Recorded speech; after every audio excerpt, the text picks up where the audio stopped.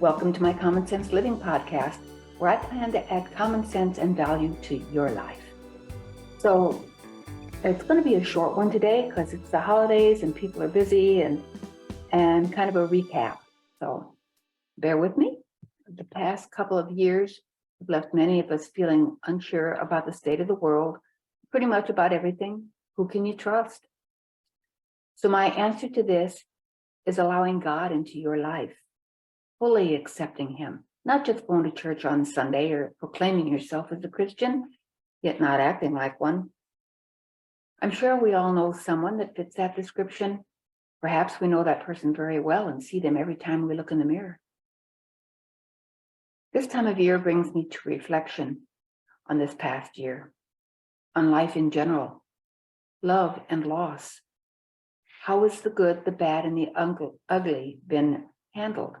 What have thoughts been about? What has been focused on, love or hate? So love, what does that really mean to you? When one opens their heart to love, more comes their way. More of what? Romance?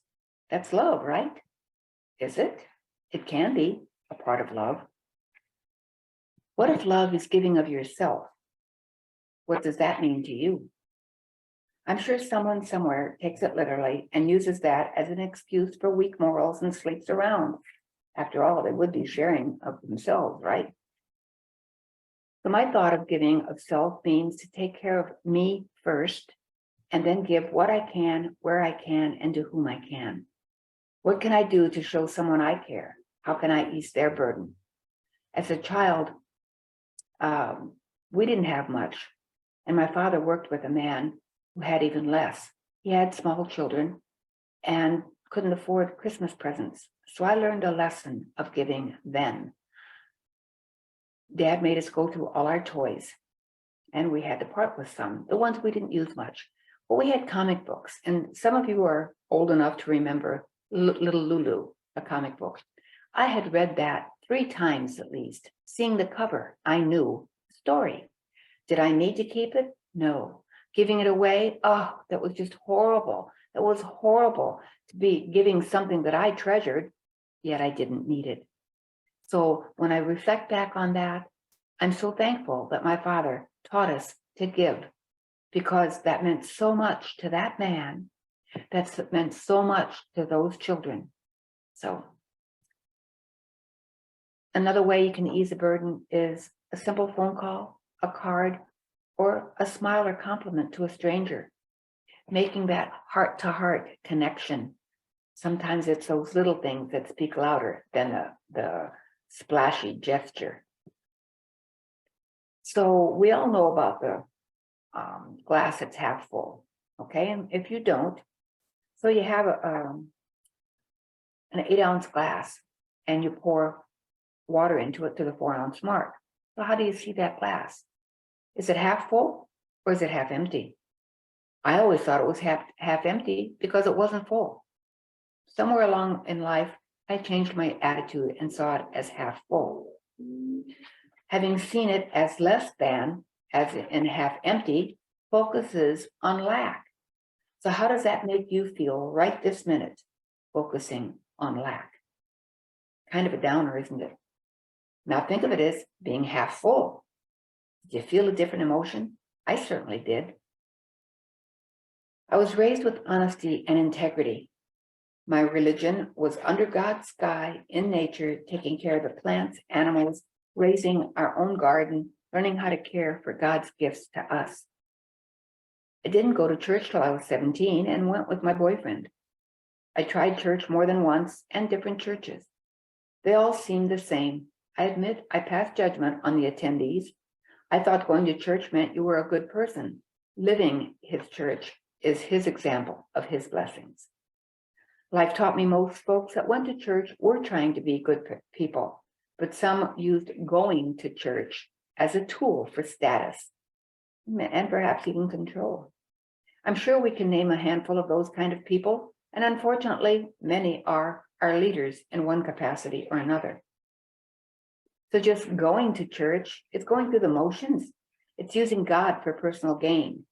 These kinds of people prey on the hunger of their followers that search to fill that hunger. The followers may hunger for acceptance, financial, and more. They believe those that indoctrinate them with negative untruth food that fills their empty souls. Division, hate. These negative words create chaos within and all around.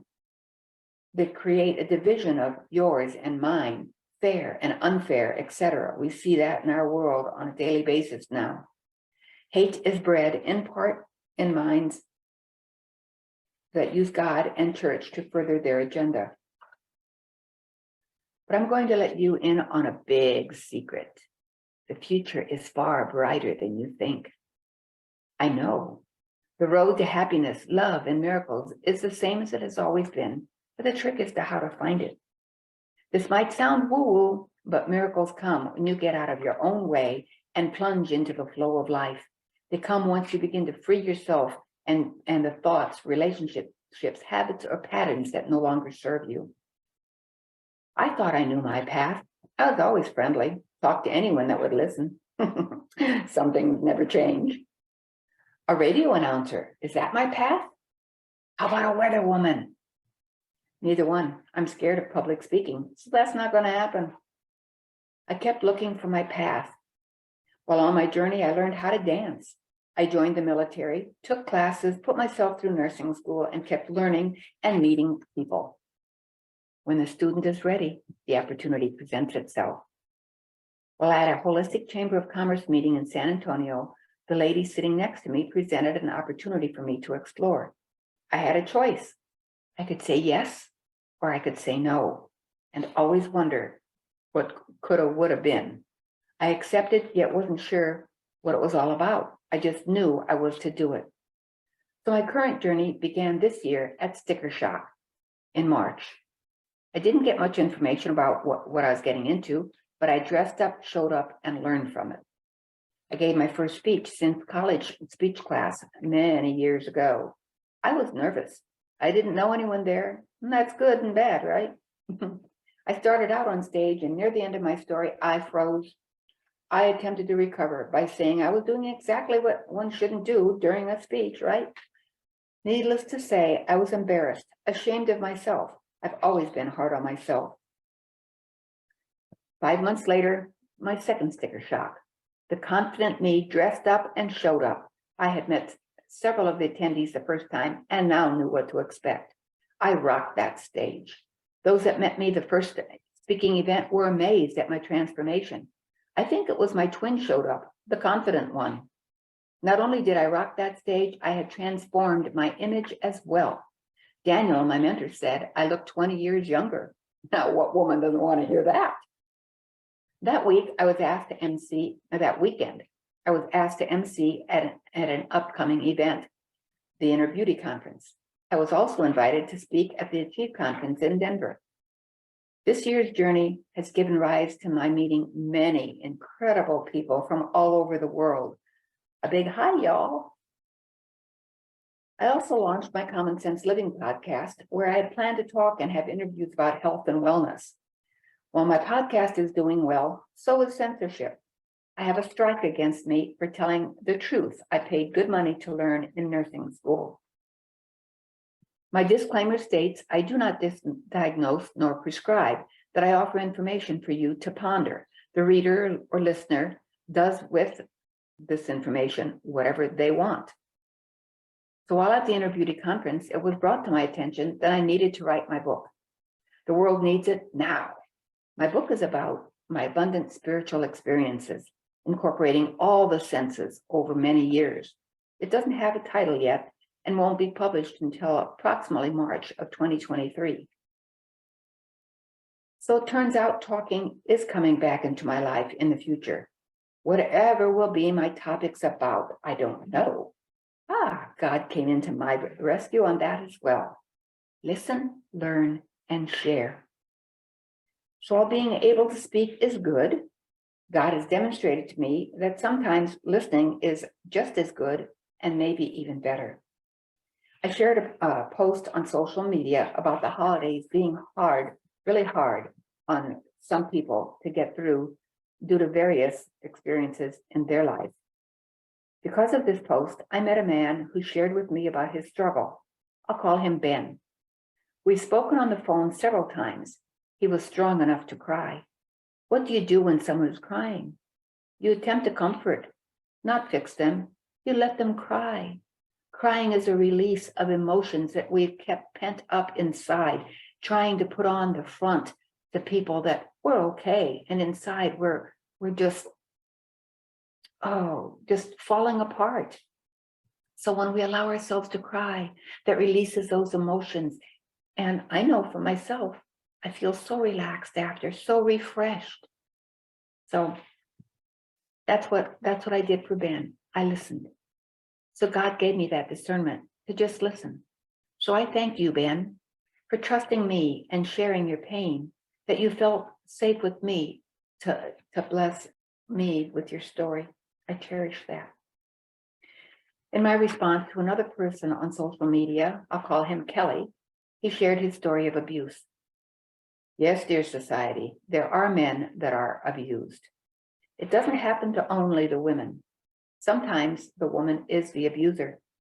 I personally know two men from my past that were abused, one by their aunt, the other by their mother. People that they should be able to trust. And they ended up having to fear them. So I asked Kelly if he wanted to speak about it, perhaps write a book so he can tell a story, and by so doing, help others. He gave an affirmative response that he'd prayed for this opportunity. I put him in touch with my publisher. He said he feels God put me in his life for this purpose. Blessings do come in many forms, don't they? I bless him, he blesses me. What a win-win. I thank my inner being for hearing God and realizing listening is also what I need to do. Healing others can be that simple. Just listen. They both gave permission for me to share their stories. I think a podcast with Kelly's story is coming soon. Both of these men praised me for hearing them. I did so little. I just listened. They have the tough part, the healing. By reaching out to a stranger that is hurting and listening to their story, who knows, you may save a life. As an energy healer, I listen to Cryon, a channeler. His voice is so calming, and I really enjoy his messages and his stories. Intuitively, I know God's light and love shines bright in me and through me into the universe. I touch your heart with his spark of light. I am protected by him. Next week, I have a real treat for you all. I have a friend on my podcast who will share with us about emotion code. She has done a couple of treatments on me, and believe me, it works.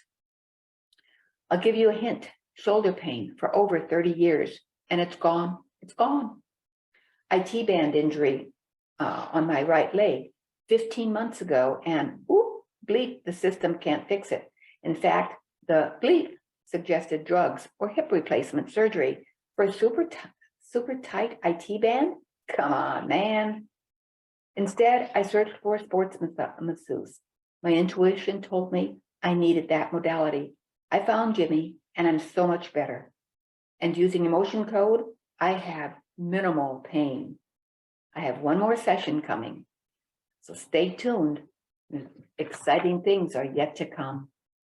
I pray you have a Merry Christmas, a Happy New Year, and an abundant 2023. So thank you for joining me on my Common Sense Living podcast today. Hope you enjoyed it and that you learned something new. So I ask that you share my podcast with your friends. Give me a like, share, and don't forget, I'll be here again next time, and we'll be talking about emotion code. So, toodaloo, love you, bye-bye.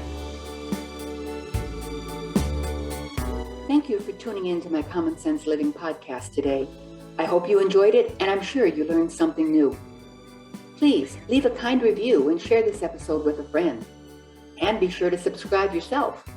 You'll find me on iTunes, Spotify, and other platforms.